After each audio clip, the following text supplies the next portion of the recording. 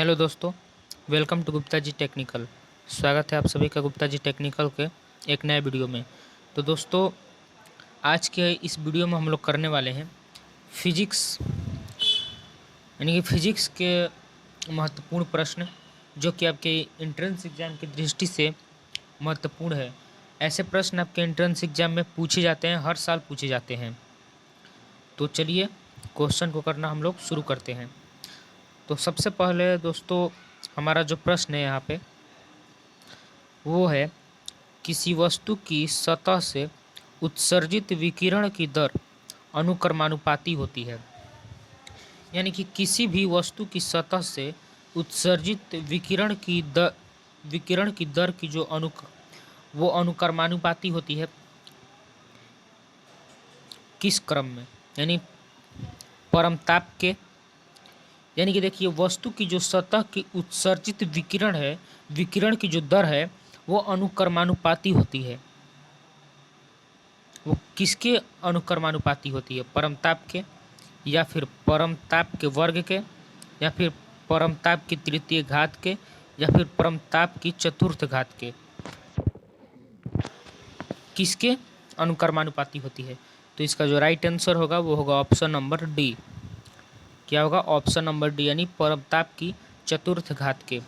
Option number D is right answer. आगे बढ़ते हैं। तो हमारा अगला प्रश्न है, दोपहर के समय सूर्य से आने वाली किरणें अधिक गर्म होती हैं, क्योंकि दोपहर के समय में जब आप लोग देखते होंगे कि जो सूर्य से आने वाली किरणें होती हैं वो अधिक गर्म होती हैं। किस प्रकार, मतलब क्यों होता है ऐसा? सूर्य कुछ बड़ा हो जाता है, किरणें को वायुमंडल की कम दूरी तक करनी पड़ती है, जिससे ऊष्मा का अवशोषण कम होता है। ऑप्शन नंबर बी है, किरणें को वायुमंडल में कम दूरी तय करनी पड़ती है, जिससे ऊष्मा का अवशोषण कम होता है। या फिर ऑप्शन नंबर सी है, सूर्य चमकदार होता है। और ऑप्शन नंबर डी है, किरणें तेज आती हैं। इसका क्या रीजन हो सकता है? तो इसका जो राइट आंसर होगा वो होगा ऑप्शन नंबर बी, यानी कि किरणें को वायुमंडल में कम दूरी तय करनी पड़ती है, जिससे ऊष्मा का अवशोषण कम होता है। देखिए, मान लीजिए हमारा ये जो है क्या है, अर्थ है, ठीक है, और यहाँ पे मान लीजिए कि ये जो है सन है, यानी सूरज है, ठीक है, और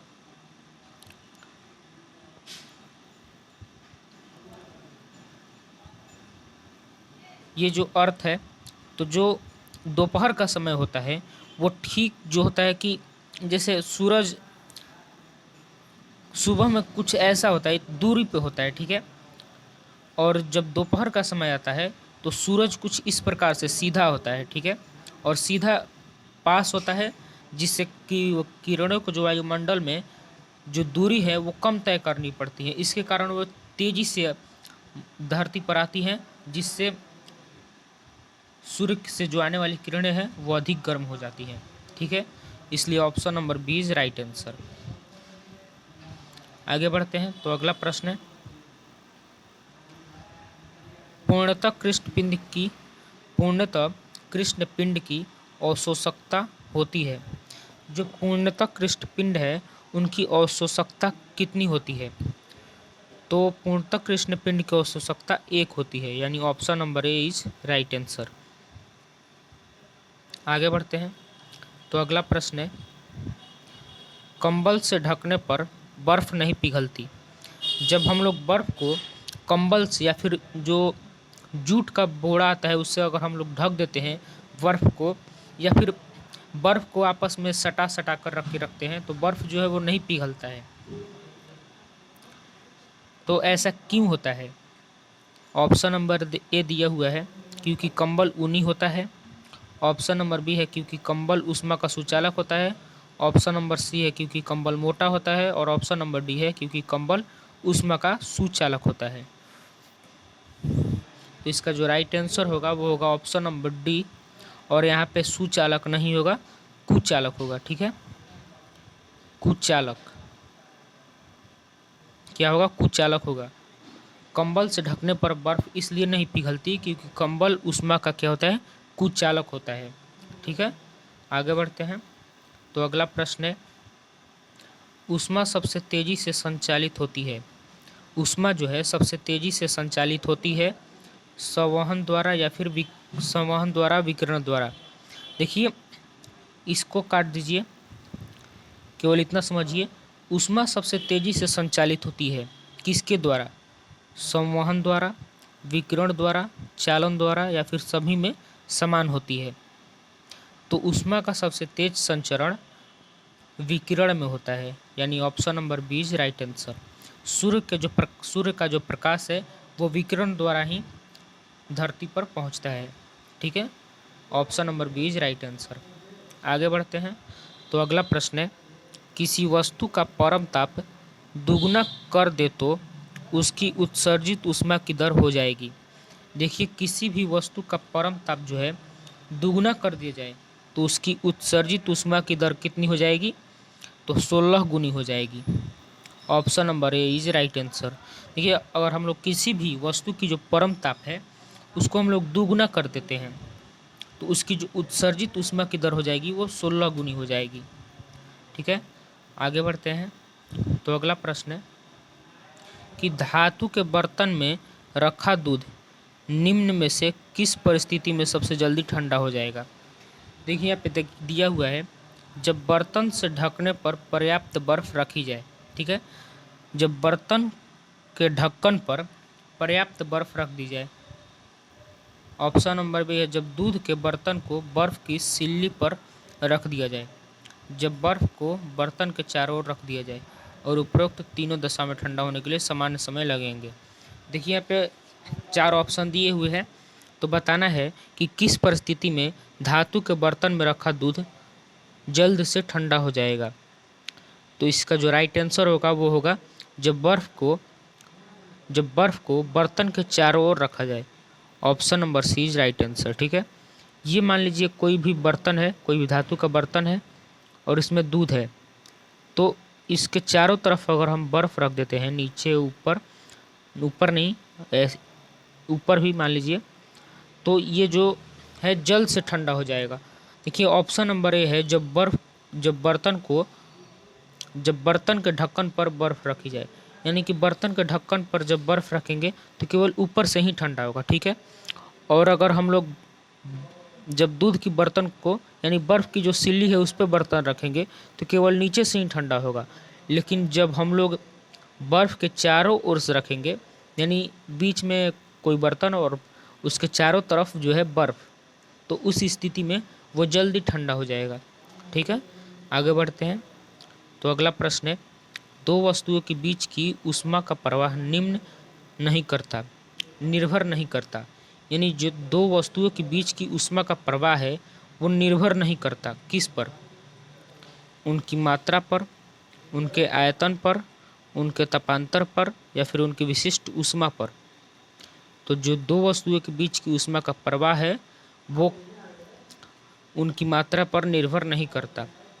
option number A is right answer.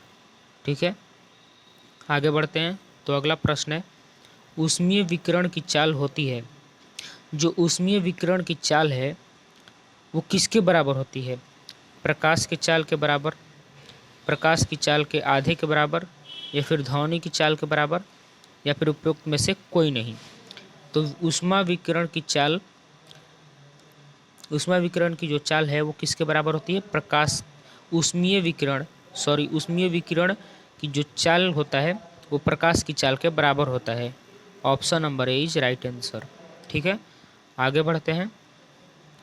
अगला प्रश्न है, सूर्य के प्रकाश की ऊर्जा पृथ्वी तक पहुंचती है, जो सूर्य से प्रकाश की ऊर्जा पृथ्वी तक पहुंचती है किसके द्वारा, चालन द्वारा, संवहन द्वारा, विकिरण द्वारा या फिर चालन एवं संवहन द्वारा।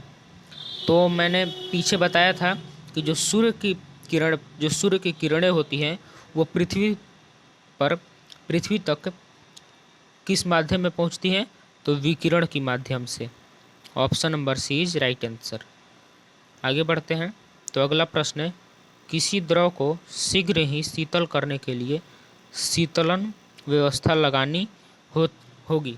यानी किसी द्रव को शीघ्र में, यानी शीघ्र मतलब जल्दी ही शीतल यानी ठंडा करने के लिए शीतलन व्यवस्था लगानी होगी। तो ठंडा करने के लिए जो शीतलन यानी ठंडा करने की जो प्रक्रिया है वो कहाँ पे लगानी पड़ेगी? मध्य में, शीर्ष पर, कहीं भी, या फिर इनमें से कोई नहीं। तो इसका जो राइट आंसर होगा वो होगा शीर्ष पर, यानी option number B is right answer. किसी द्रव को शीघ्र ही शीतल करने के लिए शीतलन व्यवस्था कहाँ लगानी होगी? शीर्ष पर। ठीक है, आगे बढ़ते हैं। तो अगला प्रश्न है, ऊष्मा का सबसे अच्छा चालक, यानी जो ऊष्मा है, ऊष्मा का सबसे अच्छा चालक कौन होता है? तो ऊष्मा का सबसे अच्छा चालक होता है जो इनमें दिया हुआ है। ठीक है, जो इन चारों ऑप्शनों में दिया हुआ है उनमें सबसे अच्छा चालक होता है तांबा। ठीक है, option number A is right answer. आगे बढ़ते हैं। तो अगला प्रश्न है, विकिरण द्वारा ऊष्मा के स्थानांतरण की चाल होती है। जो विकिरण है उसके द्वारा ऊष्मा के स्थानांतरण की जो चाल होती है वो कितनी होती है?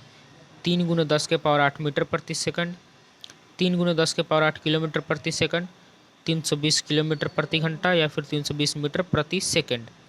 तो इसका जो राइट आंसर होगा वो होगा ऑप्शन नंबर ए, यानी 3×10⁸ मीटर प्रति सेकंड। ठीक है, आगे देखते हैं। तो अगला प्रश्न है, यांत्रिक कार्य तथा उत्पन्न ऊष्मा में संबंध प्रदर्शित करने वाला समीकरण है। देखिए, यांत्रिक कार्य और उत्पन्न ऊष्मा, इन दोनों के बीच में संबंध प्रदर्शित करने वाला समीकरण कौन है? तो W/H बराबर J, या फिर इसको ऐसे भी लिख सकते हैं, J बराबर W/H, सॉरी H। ठीक है, आगे बढ़ते हैं। तो हमारा प्रश्न जो है यहीं पे समाप्त होता है। तो अगर आपको ये वीडियो अच्छा लगा हो तो वीडियो को लाइक करें। अगर आप भी एक ऐसे स्टूडेंट हैं जो पॉलिटेक्निक एंट्रेंस एग्जाम की तैयारी बिल्कुल फ्री में करना चाहते हैं तो हमारे channel Gupta ji technical polytechnic को सब्सक्राइब करना न भूलें। मिलते हैं नेक्स्ट वीडियो में, तब तक के लिए धन्यवाद।